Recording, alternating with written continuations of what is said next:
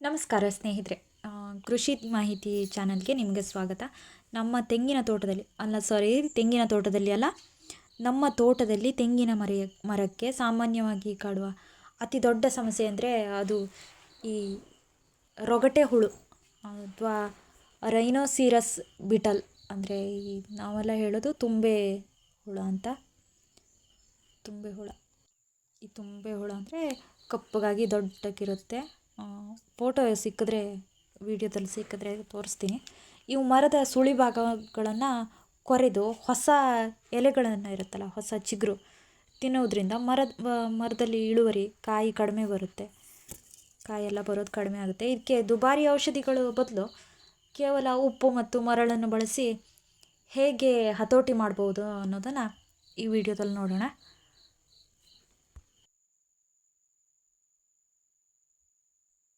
ಈ ಹುಳದ ಸಮಸ್ಯೆ ಗುರುತಿಸೋದು ಹೇಗೆ? ಇದೇ ಹುಳ, ತುಂಬೆ ಹುಳದ್ದೇ ಸಮಸ್ಯೆ ಇದು ಹೇಳಿ ಗೊತ್ತಾಗೋದು ಹೇಗೆ ಅಂದರೆ, ಈ ಹುಳಗಳು ಸುಳಿ ಭಾಗಕ್ಕೆ ರಂಧ್ರ ಮಾಡುತ್ತವೆ.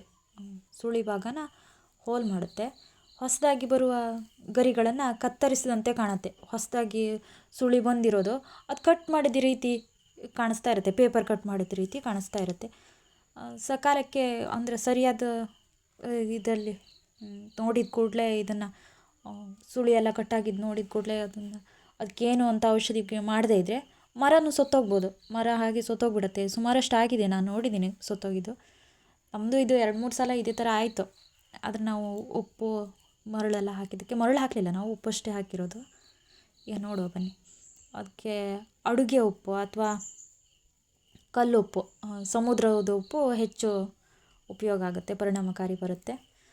ನದಿಯಲ್ಲಿ ಮರಳಿರುತ್ತಲ್ಲ, ಮರಳು ಅಥವಾ ಜರಡಿ ಹಿಡಿದ ಮರಳು 2 kg ಬೇಕು. ಉಪ್ಪು 1 kg, 2 kg ಮರಳು. ಬೇವಿನ ಹಿಂಡಿ ಬೇಕಿದ್ದಲ್ಲಿ ಹಾಕ್ಬೋದು, 100 ಗ್ರಾಮು. ನಾವೇನು ಹಾಕ್ತಾಯಿಲ್ಲ. ಬೇಕಿದ್ದರೆ ನಿಮಗೆ ಬೇಕು ಅನಿಸಿದ್ರೆ ಹಾಕ್ಬೋದು, ಏನು ತೊಂದರೆ ಇಲ್ಲ. ಹುಳುಗಳನ್ನು ಓಡಿಸೋಕ್ಕೆ ಹೆಚ್ಚಿಗೆ ಸಹಾಯ ಮಾಡುತ್ತೆ.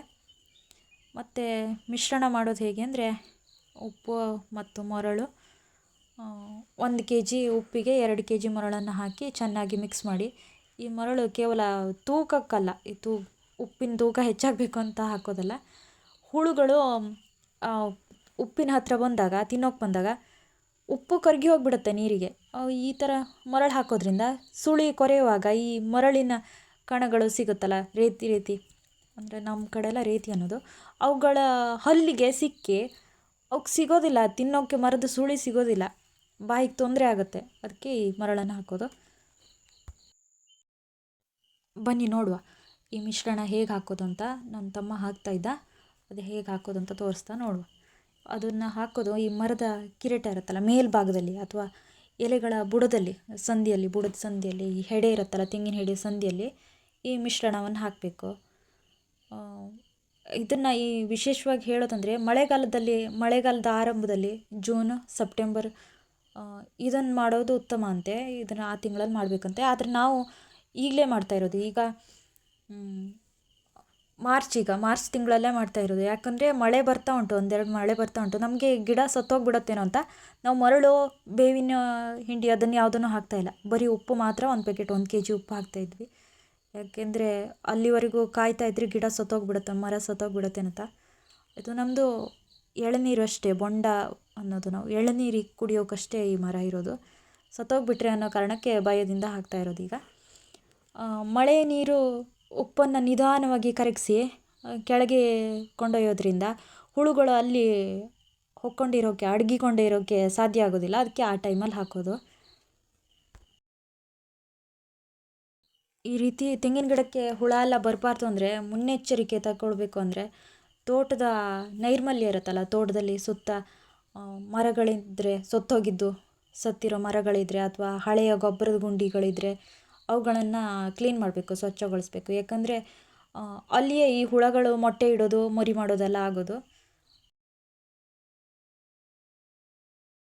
ನಿಮಗೇನಾದರೂ ಈ ಹುಳಗಳ ಕಾಟ ಹೆಚ್ಚಾಗಿದ್ರೆ, ಹಾವಳಿ ಹೆಚ್ಚಾಗಿದೆ ಅಂದರೆ ಲಿಂಗಾಕರ್ಷಕ ಬಲೆಗಳನ್ನು ಬಳಸಿ, ಅಂದರೆ ಪಿರೋಮೋನ್ ಟ್ರ್ಯಾಪನ್ನು ಬಳಸಿ.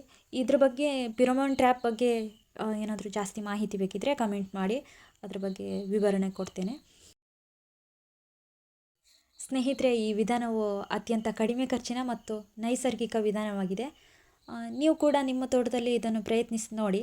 ಈ ಮಾಹಿತಿ ಇಷ್ಟವಾದರೆ ವಿಡಿಯೋ ಲೈಕ್ ಮಾಡಿ ಮತ್ತು ರೈತ ಬಾಂಧವರೊಂದಿಗೆ ಹಂಚಿಕೊಳ್ಳಿ. ಇಂತಹ ಇನ್ನಷ್ಟು ಮಾಹಿತಿಗಾಗಿ ನಮ್ಮ ಚಾನಲ್ ಸಬ್ಸ್ಕ್ರೈಬ್ ಮಾಡ್ಕೊಳ್ಳಿ. ಧನ್ಯವಾದಗಳು.